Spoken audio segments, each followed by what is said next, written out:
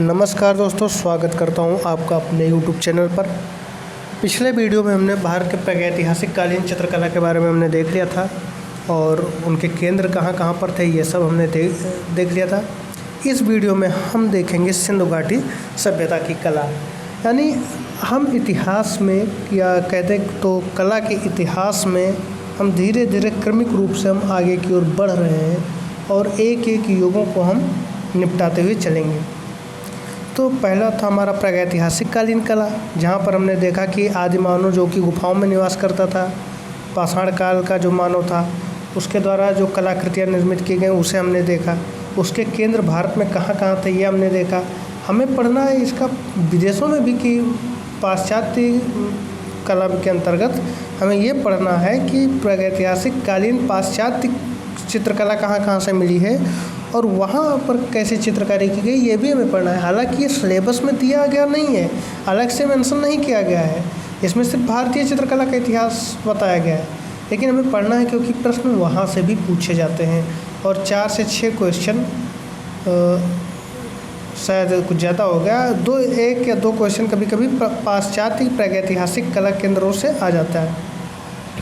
तो आइए हम पढ़ते हैं सिंधु घाटी की सभ्यता। सिंधु घाटी सभ्यता 3 देशों भारत, पाकिस्तान व अफगानिस्तान में फैली थी। यानी सिंधु घाटी की जो सभ्यता थी वो कहाँ कहाँ फैली थी? भारत, पाकिस्तान व अफगानिस्तान में फैली थी। आकार इसका क्या था? तो आकार इसका त्रिभुजाकार था। समय 2700 ईसा पूर्व से लेकर 1700 ईसा पूर्व तक सिंधु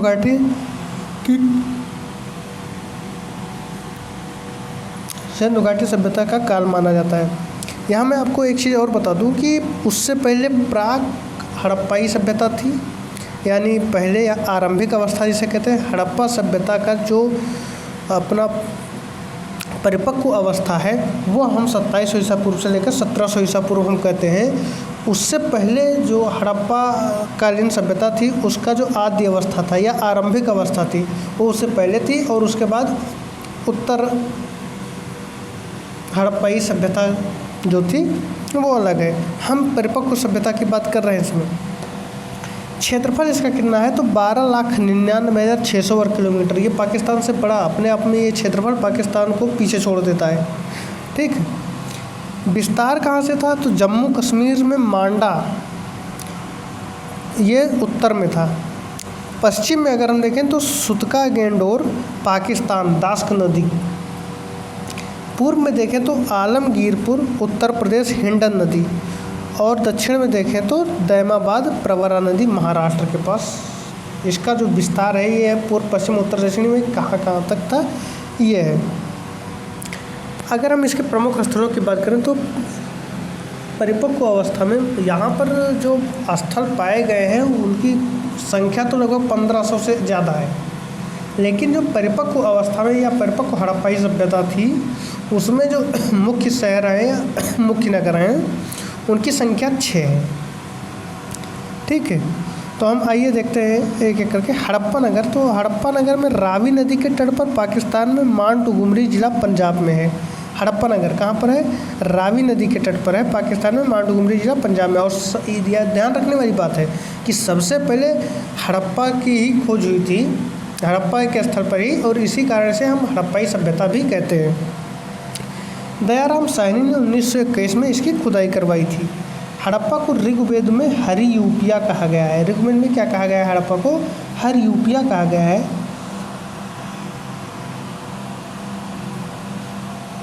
नेक्स्ट पॉइंट है कि इस सभ्यता के लोग पशुपति शिव पूजते थे।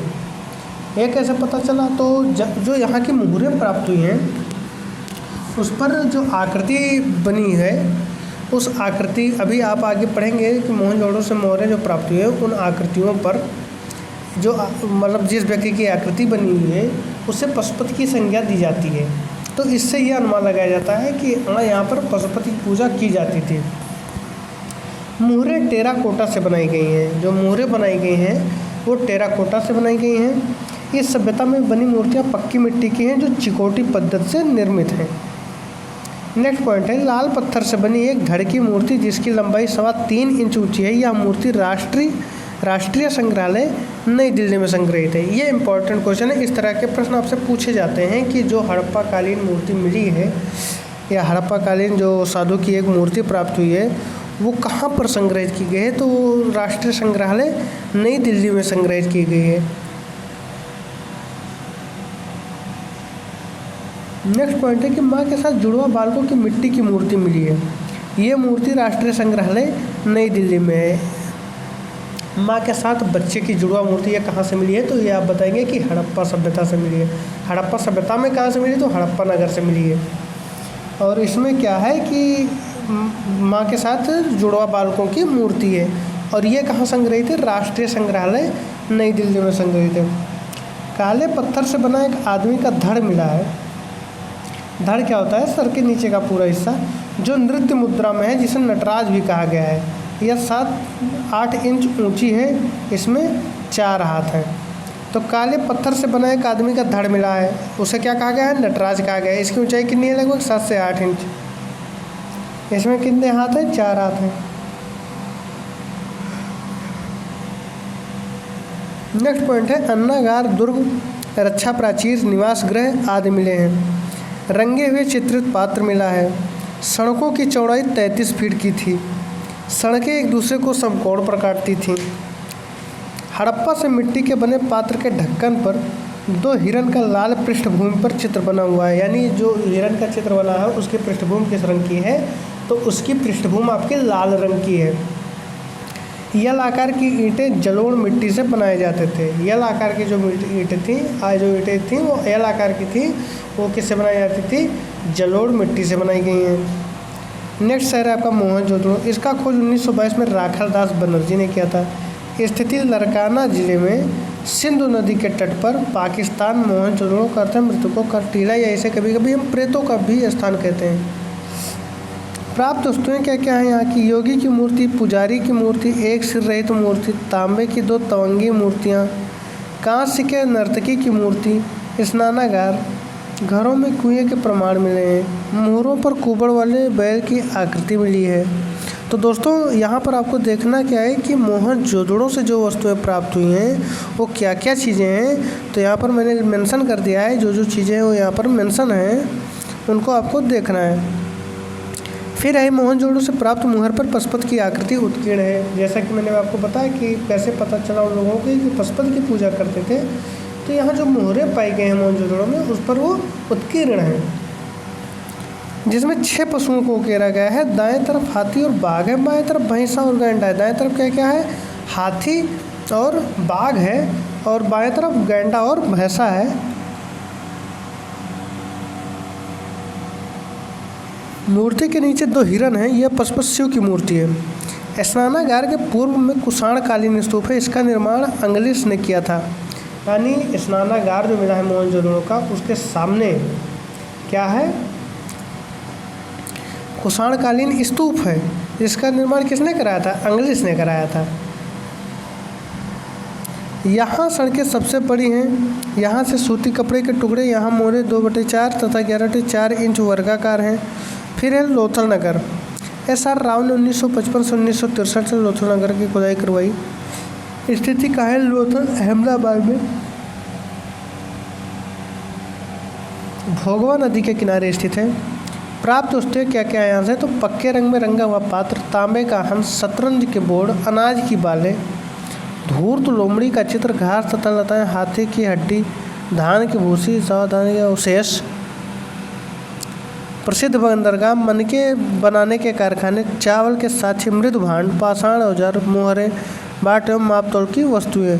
भारत में कांस्य युग का प्रारंभ लोथल सभ्यता से माना जाता है। यहाँ चीज़ मैं आपको सबसे पहले बता दूँ कि मानव ने सबसे पहले जिस धातु का प्रयोग किया था वो धातु आपका तांबा था। लेकिन भारत में जो काल क्रमांक के अनुसार आता है उसमें सबसे पहले कांस्य युग आता है, फिर ताम्र युग आता है। फिर आ जाइए कालीबंगा नगर।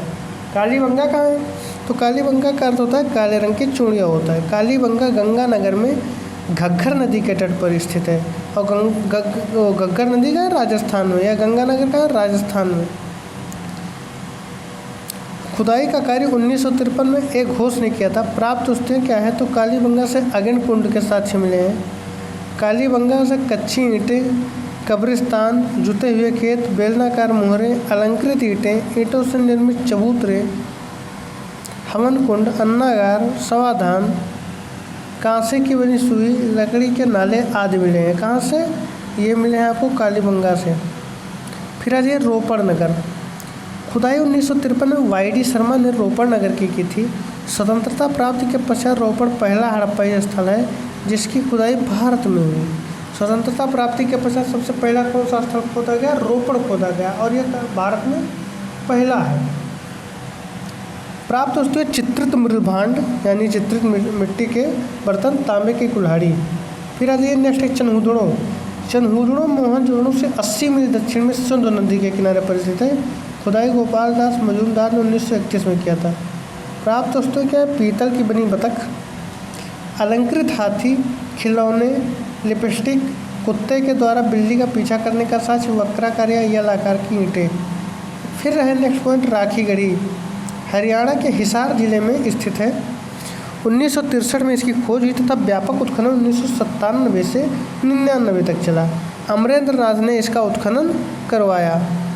सरस्वती तथा दृष्टवती नदियों के शुष्क क्षेत्रों में स्थित है आपका राखीगढ़ी। प्राप्त वस्तुएं अन्नागार, स्तंभयुक्त वीथिका, अग्नि वेदिकाएँ, सड़क, उम्दा किस्म के बर्तन, पीतल के बर्तन पर सोने चांदी का काम। फिर आ जाइए सुरकोटदा। घोड़े की हड्डियों का पहला वास्तविक अवशेष गुजरात। सुरकोटदा यानी गुजरात में घोड़े की हड्डियों का पहला वास्तविक अवशेष। बनवाली का है हरियाणा में। यहाँ से मिला है खिलौना हाल, अंडाकार आकार की बस्ती। आलमगीरपुर है मेरठ में आपका। मेहरगढ़ है आपका सिंधु घाटी सभ्यता का अग्रदूत मेहरगढ़ को कहा जाता है। चनहुदड़ो भारत का लंकाशायर वर्तमान पाकिस्तान है, वर्तमान में पाकिस्तान में है ये। मनके बनाने के कारखाने, लिपस्टिक का उपयोग चनहुदड़ो से। कोटदीजी पाकिस्तान में है। सुतका गेंडोर सबसे पश्चिमी स्थल है भारत के ऐतिहासिक स्थल का, पाकिस्तान। मिट्टी की चूड़ियाँ भी हैं। दईमाबाद से आपको मिलेगा महाराष्ट्र सबसे कम दक्षिणी स्थल है। कांस्य रथ सहित कांस्य की मूर्तियाँ। फिर आ जाइए मांड आपको जम्मू और कश्मीर में पड़ता है, ये उत्तरी स्थल है सबसे ज़्यादा।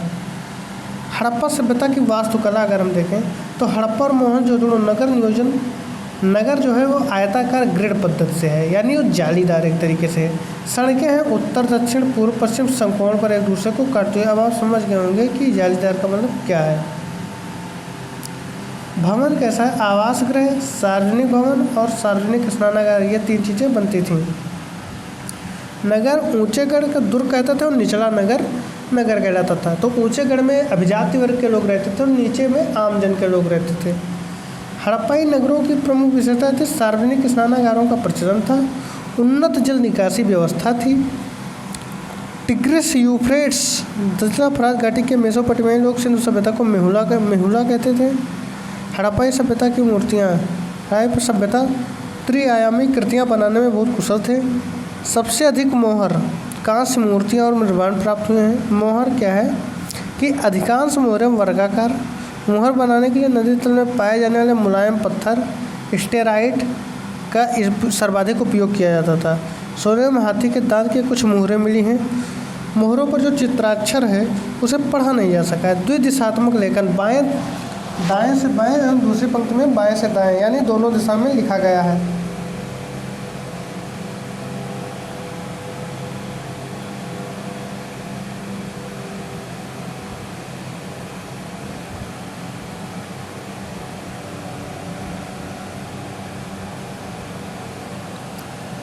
मुहर पर कुबड़ वाला सांड, गैंडा, बाघ, हाथी,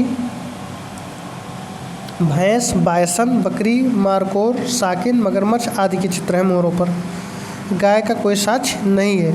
मुख्य मोहरों में शामिल है पशुपति की मोहर, यूनिकॉर्न वाली मोहर। पशुपति वाली मोहर मोहनजोदड़ो से मिली मोहर में पालथी मारकर बैठे देवता को दर्शाया गया है। पशुपति 3 सिंह वाला मुकुट बाईं ओर, हाथी बाघ दाईं ओर, भैंस गैंडा, आसन के नीचे 2 हिरण है। कांस्य मूर्तियाँ, कांसे की मूर्तियाँ लुप्त मोम तकनीक से बनाई जाती थी। उदाहरण मोहनजोदड़ो की कांसे की नर्तकी, कालीबंगा का कांसे का बैल। नर्तकी की मूर्ति सबसे पहले पुरानी कांसे की है, केवल आभूषण पहने नग्न महिला को दर्शाया गया है।